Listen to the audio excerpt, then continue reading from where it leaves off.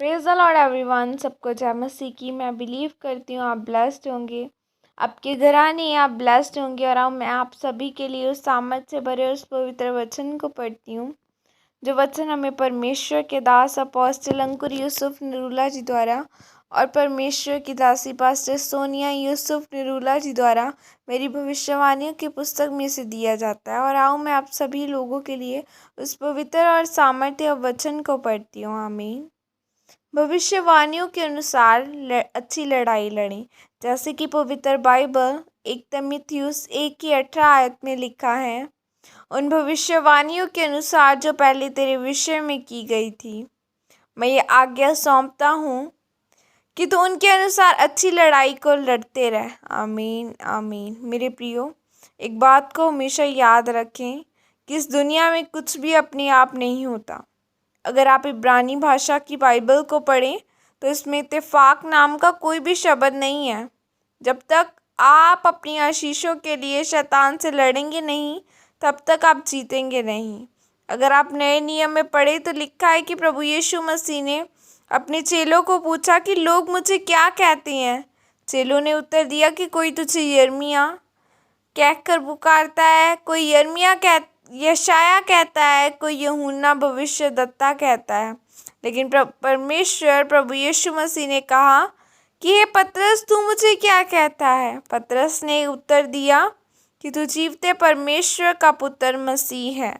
प्रभु यीशु मसीह ने कहा, यह बात तुझ पर मांस और लहू ने नहीं, न ही तेरे ज्ञान और तेरे समझ ने, बल्कि परमेश्वर के आत्मा ने जो तुझ पर यह बात प्रकट की है।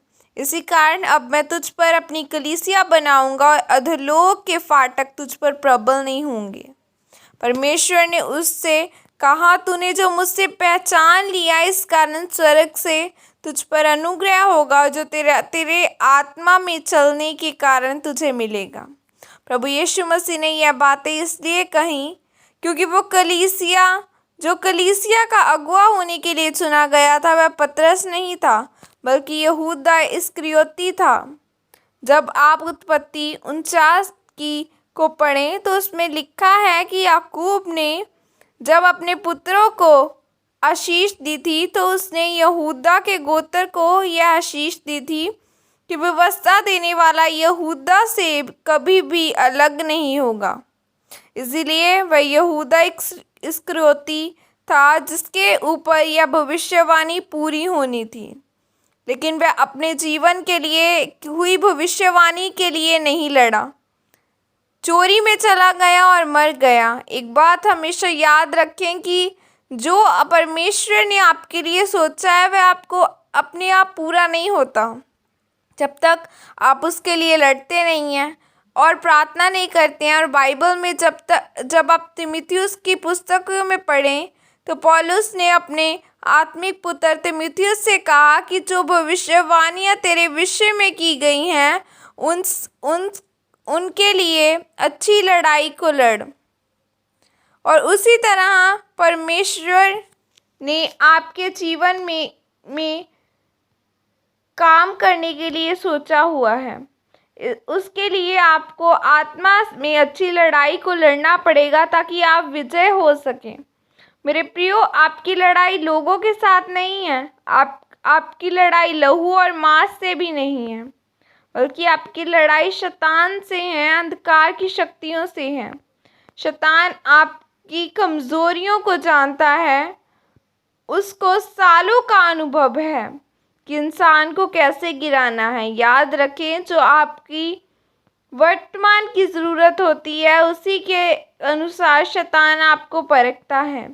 इसीलिए परमेश्वर ने जिस बुलाहट के लिए आपको बुलाया है उसके लिए आपको लड़ना पड़ेगा।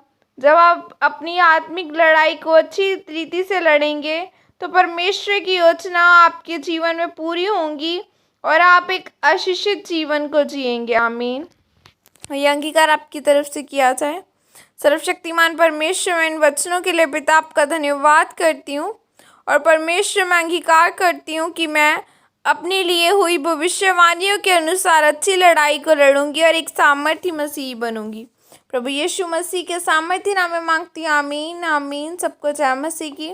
God bless you all. खुदावन आप सबको आशीषित करे, इसलिए प्रार्थना करते रहें, बिलीव रखें, खुदावन आप सबको आशीषित करेगा। God bless you. Praise the Lord. जय मसीह की।